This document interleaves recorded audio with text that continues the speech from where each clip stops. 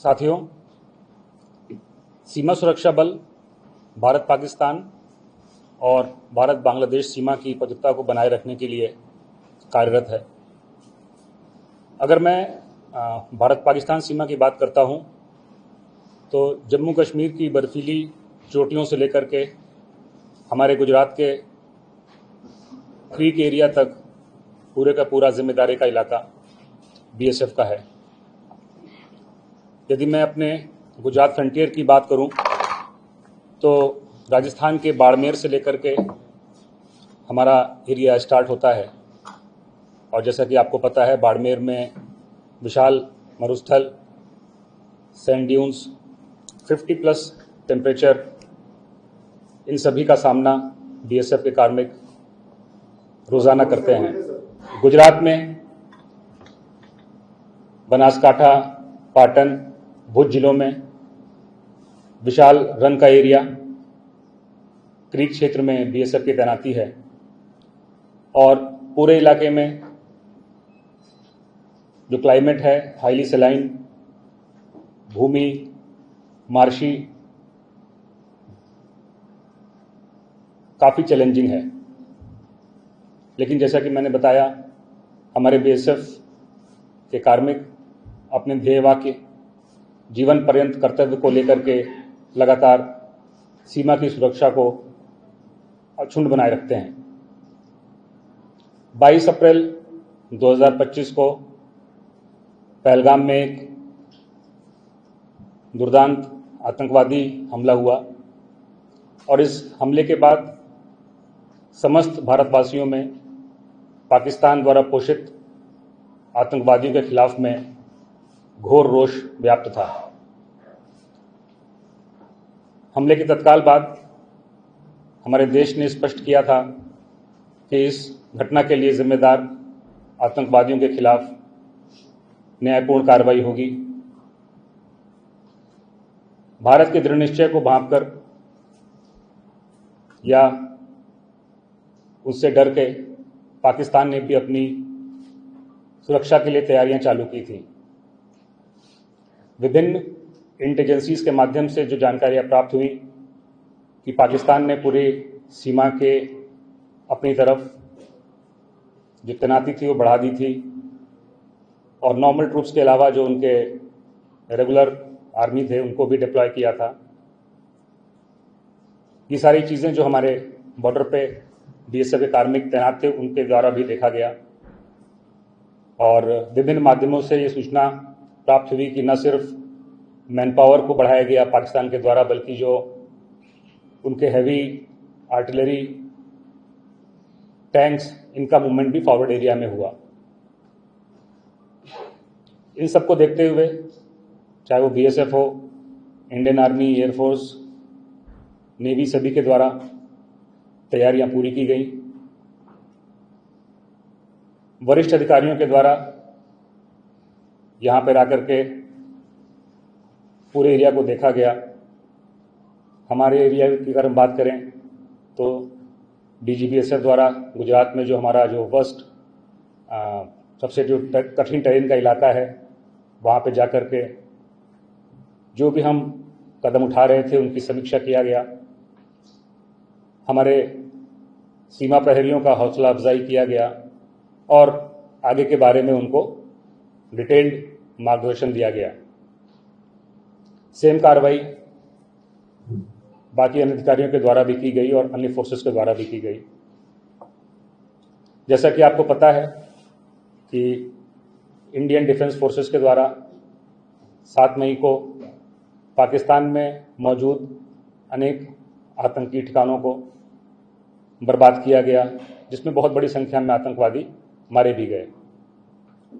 लेकिन भारत की कार्रवाई से स्पष्ट था कि इंडियन फोर्सेस ने किसी भी सैन्य ठिकाने अथवा सिविलियंस को टारगेट नहीं किया, बल्कि सिर्फ आतंकी ठिकानों को टारगेट किया गया था। हम सभी फोर्सेस को अंदेशा था कि पाकिस्तान बौखलाहट में कोई कदम उठा सकता है और हमारे सिविलियंस को भी टारगेट कर सकता है। तो सभी फोर्सेस ने उसके लिए तैयारियां किया डिस्ट्रिक्ट एडमिनिस्ट्रेशन स्टेट के साथ कोऑर्डिनेट करके और विशेषकर जो आम जनता थी उनके साथ में कोऑर्डिनेट करके 8 मई के बाद पाकिस्तान के द्वारा बड़ी संख्या में मिसाइल्स और ड्रोन के द्वारा अटैक किया गया, बट हमारी फोर्सेस के जो एयर डिफेंस सिस्टम थे उनका बहुत बेहतर प्रदर्शन रहा और कोई भी क्षति हमें नहीं हुई। इस पूरे के पूरे दौरान अगर मैं सिर्फ गुजरात फ्रंटियर की बात करूं तो 500 से अधिक ड्रोन्स पाकिस्तान के द्वारा हमारे सीमाओं के अंदर भेजे गए, लेकिन जो भी सिस्टम डिफेंस फोर्सेस ने डिवाइस कर रखा था उसका नतीजा यही हुआ कि इन सारे हमलों में ना किसी सुरक्षा बल की हानि हुई और ना ही हमारे किसी सिविलियन की हानि हुई।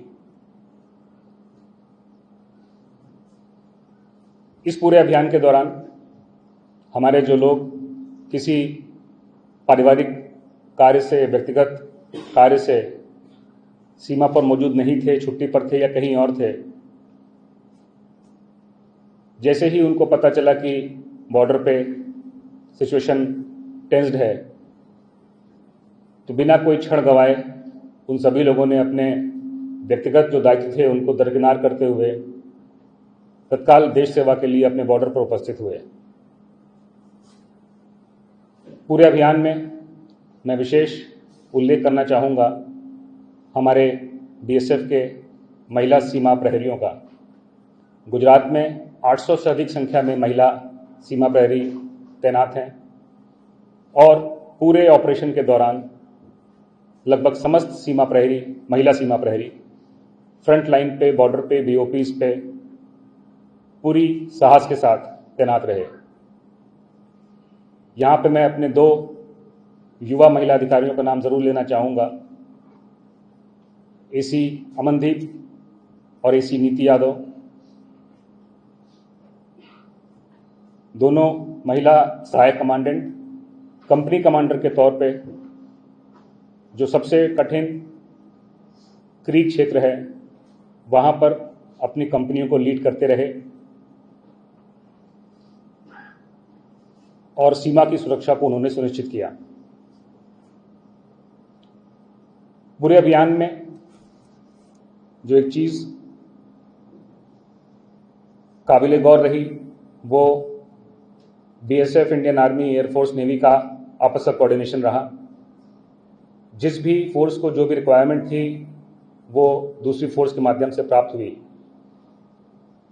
अगर मैं गुजरात स्टेट की बात करूं तो माननीय मुख्यमंत्री जी के द्वारा ऑलमोस्ट डेली बेसिस पे सभी सिक्योरिटी फोर्सेस के साथ में और अपने जो कंसर्न डिपार्टमेंट्स गुजरात गवर्नमेंट के थे उनके साथ में रिव्यू किया गया और जो भी हमारी रिक्वायरमेंट थी उनको कंसर्न डिपार्टमेंट ने इमीडिएटली पूरा किया। गुजरात के माननीय गृह मंत्री जी के द्वारा व्यक्तिगत तौर पे फोर्सेस से मिल करके जो भी हमको रिक्वायरमेंट थी या जो हम रिक्वायरमेंट एंटिसिपेट कर रहे थे कि भविष्य में पड़ने वाली हैं उनकी जानकारी ली गई और विद इन 1 नाइट शाम को उन्होंने मीटिंग की और अगले मॉर्निंग तक जो जो सामान हमको रिक्वायरमेंट थी या जो हमने भविष्य के लिए एंटिसिपेट किया था वो सभी उपलब्ध करवा दिया गया। सेम चीज़ हमको सभी डिस्ट्रिक्ट्स में देखने को मिला। बनासकांठा, पाटन, भुज में रिस्पेक्टिव डीएम्स, एसपीज और बाकी डिपार्टमेंट्स, चाहे वो बिजली के डिपार्टमेंट्स हों, वाटर सप्लाई के डिपार्टमेंट्स हों, विशेषकर मेडिकल हेल्थ फैसिलिटीज़ के जो डिपार्टमेंट थे, उन्होंने आगे बढ़ चढ़ करके बीएसएफ के लिए और सिक्योरिटी फोर्सेस के लिए जो कुछ भी रिक्वायरमेंट थी उन्होंने समय से पहले उसको अवेलेबल करवा दिया गया।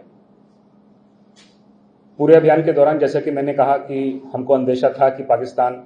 सिविलियन टारगेट्स को भी निशाना बना सकता है, तो बीएसएफ के द्वारा लगातार जो सीमावर्ती हमारे गांव थे वहां पर गांव वालों के साथ में मीटिंग किया गया और बेसिक उनको डूज एंड डोंट्स क्या उनको करना है, क्या ड्रिल है उसके बारे में बताया गया, बट ये बहुत हमारे लिए रीअश्योरिंग था कि ऑलमोस्ट सभी गांव में जहां पर भी हमने मीटिंग किया, सभी गांव वालों ने हमको बताया कि जब तक बीएसएफ फ्रंट लाइन पे तैनात है तो उन्हें कोई भी खतरा, कोई भी भय नहीं है। और सभी गांव ने वापस में हमको यही बोला कि आप फ्रंट लाइन पर हैं, देश की सुरक्षा में हैं, आपको जो रिक्वायरमेंट हो आप हमको बताइए, हम आपको उस रिक्वायरमेंट को फुलफिल करेंगे। तो आज इस वार्ता के माध्यम से मैं पूरे बीएसएफ की तरफ से गुजरात में माननीय मुख्यमंत्री जी को, माननीय गृह मंत्री जी को और समस्त डिपार्टमेंट्स को, और विशेषकर जो हमारे गुजरात की जनता है जिन्होंने पूरा बढ़ चढ़ के हमारा साथ दिया, उनका भी मैं धन्यवाद देता हूं। इंटेलिजेंस में सारी की सारी एजेंसीज लगातार मिलजुल के काम कर रही थी और इसीलिए जो भी सूचना थी वो इमीडिएटली कंसर्न डिस्ट्रिक्ट्स को, कंसर्न लोगों को मिल रही थी और इसके चलते कोई तकलीफ हमको नहीं हुई। बीएसएफ का पूर्व के जो युद्ध हुए हैं उसमें भी काफ़ी गौरवमयी इतिहास रहा है। इवन 1971 में बीएसएफ की 3 बटालियंस 1st, 2nd, 3rd ने 15 से अधिक सीमा चौकियां जो पाकिस्तान की थी उनको बर्बाद किया या फिर कब्जा किया, नगर पार तक जाकर के उसको अपने कब्जे में लिया था। इस बार भी बीएसएफ का और समस्त फोर्सेस का कोऑर्डिनेशन अभूतपूर्व था और किसी भी कंडीशन से